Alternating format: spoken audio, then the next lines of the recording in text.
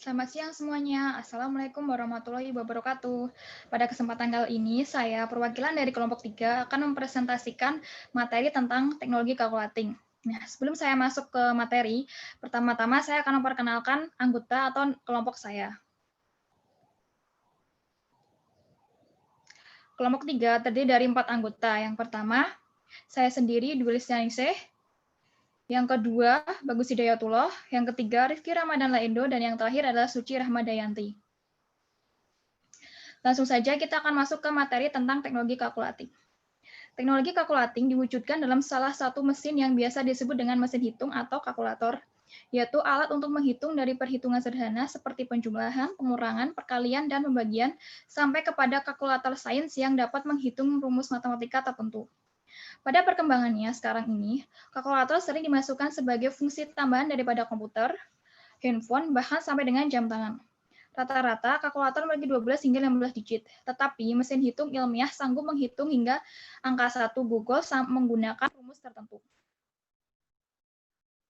Selanjutnya, kalkulator merupakan alat hitung yang praktis. Ada berbagai macam kalkulator, mulai dari kalkulator yang sederhana seperti kalkulator dagang hingga scientific kalkulator yang menggunakan rumus-rumus rumit.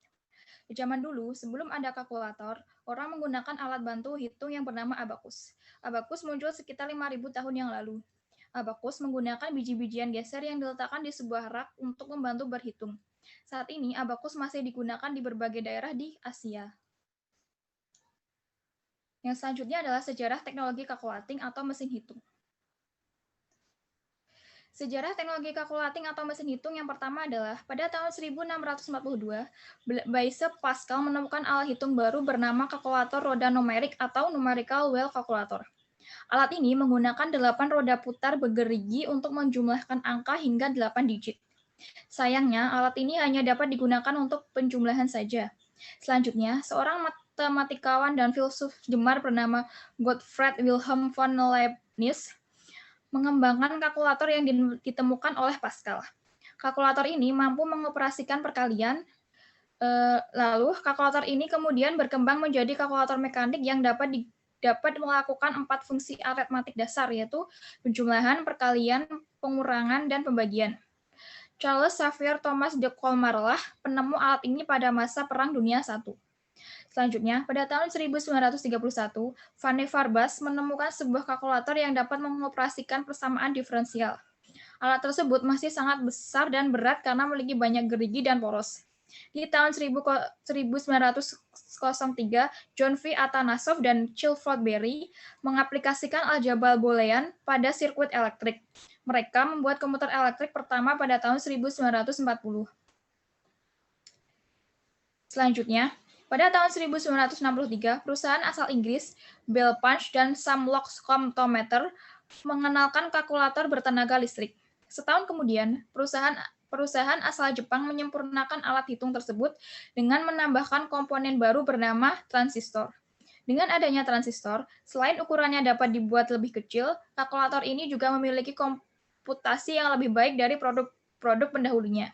Di tahun 1969, perusahaan Jepang mengembangkan kalkulator berbasis chip.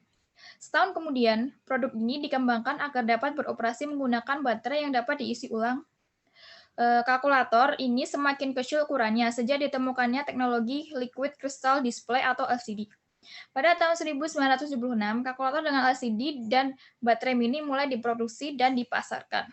Nah, begitulah secara singkat tentang perkembangan kalkulator yang sering kita gunakan sekarang. Selanjutnya, kita akan masuk ke perkembangan jenis teknologi kalkulating. Di bab ini, saya akan menjelaskan jenis-jenis atau contoh-contoh teknologi kalkulating pada zaman dahulu. Yang pertama adalah abakus. Abakus adalah bentuknya tuh seperti pada gambar, muncul sekitar 5.000 tahun yang lalu.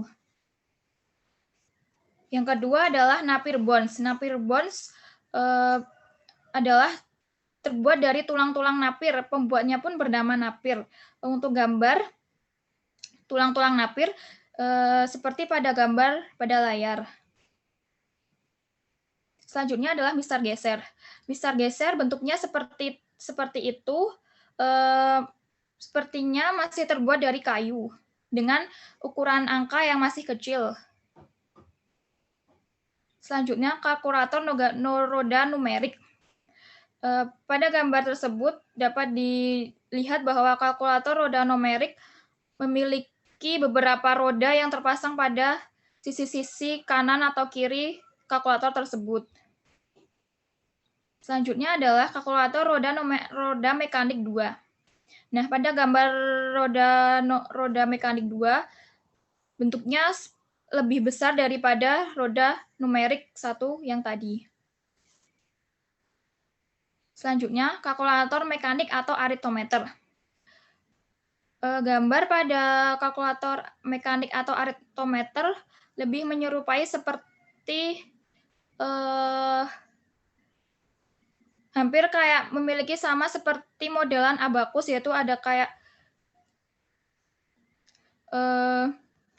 yang dibuat turun naik. Selanjutnya adalah mesin diferensial. Mesin diferensial memiliki bentuk yang lebih besar karena memiliki poros dan bergigi yang banyak, seperti pada gambar tersebut. Selanjutnya adalah analytical engine. Analytical engine ini hampir sama seperti mesin diferensial, tetapi analytical engine ini lebih rumit dan lebih kompleks. Selanjutnya adalah kartu perforasi. Kartu perforasi ini biasanya digunakan untuk pembayaran sensus. Gambar untuk kartu perforasi seperti gambar tadi. Selanjutnya adalah Atanasoff-Berry komputer. Untuk Atanasoff-Berry komputer ini kalkulatornya lebih cenderung besar dan juga berat karena memiliki komponen-komponen yang sangat banyak. Selanjutnya adalah The Dalton Adding Machine. Kalkulator ini sudah memiliki alat untuk mengetik atau menekan angka. Untuk gambar dapat dilihat pada layar. Selanjutnya, kurta. Untuk gambar kurta ini kayak seperti sebuah roda yang dapat diputar dengan terdapat angka-angka di sekitaran lingkaran. Selanjutnya, kalkulator LED. Kalkulator LED ini sudah banyak ada pada masa sekarang ini atau kalkulator yang sering kita pakai sekarang ini. Sama seperti kalkulator LCD tidak jauh berbeda dengan kalkulator yang LED tadi. LCD lebih mengembangkan LCD pada kalkulator tersebut supaya angka-angka yang dapat ditampilkan tersebut dapat ditampilkan secara baik. Dan yang terakhir adalah electronic cash register. Electronic cash register atau biasa kita sebut sebagai mesin kasir. Nah, untuk selanjutnya kita akan membahas bagaimana cara menggunakan mesin ICR atau electronic cash register. Cara menggunakan mesin electronic cash register adalah yang pertama, hidupkan mesin electronic cash register. Yang kedua, masukkan kode pengaman atau password untuk mulai menggunakan mesin kasir. Banyak mesin kasir membutuhkan kode petugas kasir atau kode pengaman jenis lainnya sebelum dapat difungsikan. Kode petugas kasir berguna untuk memberi informasi tentang siapa petugas kasir yang menangani masing-masing transaksi pembayaran. Dengan kode ini, Anda dapat melacak setiap transaksi penjualan dan menangani kesalahan-kesalahan yang terjadi. Yang ketiga, masukkan angka harga produk yang pertama. Gunakan tombol angka atau mengetik angka harga produk ini. Biasanya Anda tidak perlu masukkan angka desimal karena mesin kasir akan memasukkannya secara otomatis. Yang keempat, tekan tombol kategori atau departemen yang terkait. Kebanyakan mesin kasir mengharuskan Anda untuk menekan suatu tombol setelah angka harga masuk untuk menentukan masing-masing produk yang terjual itu tergolong dalam kategori apa. Misalnya, kategori pakaian, kategori makanan, dan lain-lain.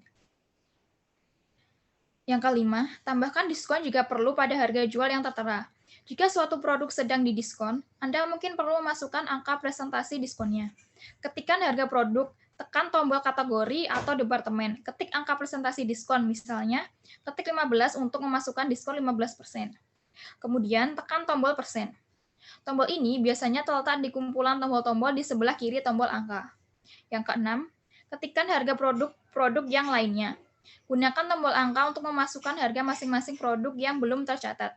Pastikan Anda menekan tombol kategori atau departemen yang terkait untuk masing-masing produk tersebut. Yang ketujuh, tekan tombol subtotal. Tombol ini akan menunjukkan total produk yang termasuk dalam penjualan itu. Jumlah ini juga akan ditambah dengan pajak yang berlaku di mana perlu, sesuai pemrograman yang telah dilakukan di masing-masing tombol kategori atau departemen. Yang kedelapan, tentukan jenis pembayaran yang akan dilakukan oleh pembeli. Pembeli dapat membayar dengan cara tunai, dengan kartu kredit, atau dengan cara lainnya. Anda juga dapat menerima pembayaran dalam bentuk kartu atau kupon pembayaran, yang biasanya diberlakukan sama seperti pembayaran dalam bentuk tunai. Yang kesembilan, tutuplah laci uang tunai. Selalu tutup kembali laci uang tunai segera setelah selesai menggunakannya, agar laci tidak dibiarkan dalam keadaan terbuka dan Anda berisiko mengalami pencurian atau perampokan. Catatan, untuk mengetahui secara lengkap terkait tutorial penggunaan ECL, dipersilakan membuka link YouTube yang tersedia. Selanjutnya adalah manfaat dari perkembangan teknologi calculating. Manfaat perkembangan teknologi calculating yang pertama adalah yang dapat digunakan untuk mengembangkan konsep. Walaupun sifatnya sebagai alat hitung, tapi jenis alat ini bukan hanya digunakan untuk menghitung karena alat ini bisa digunakan untuk mengembangkan konsep. Bagi para pelajar, akan mampu mengembangkan konsep pada bidang ruang lingkup bilangan dan perhitungan. Yang kedua, dapat digunakan untuk drill. Adanya sebuah alat hitung berupa alat ini yaitu dapat digunakan untuk drill, di mana para pelajar tidak perlu menggunakan komputer maupun PC ketika melakukan perhitungan. Jadi, adanya sebuah alat hitung ini dapat dikatakan bahwa seorang pelajar akan lebih terasa dalam hal keterampilan dasar. Yang ketiga, dapat meningkatkan pemecahan masalah.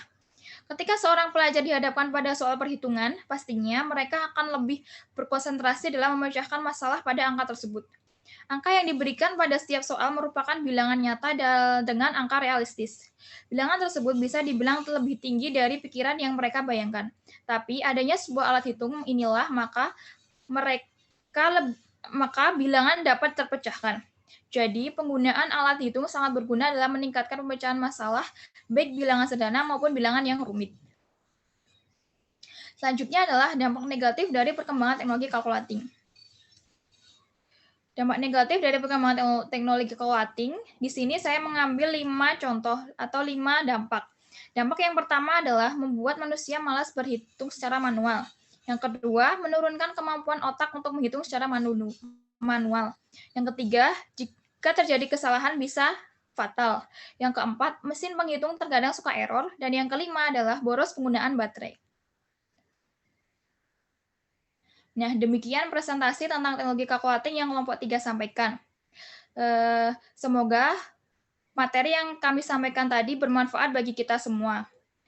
Mungkin teman-teman ada yang kurang jelas ataupun ingin ditanyakan, kami akan membuka sesi pertanyaan atau sesi tanya-jawab. Sekian presentasi dari kelompok 3, kurang lebihnya kami mohon maaf. Wassalamualaikum warahmatullahi wabarakatuh.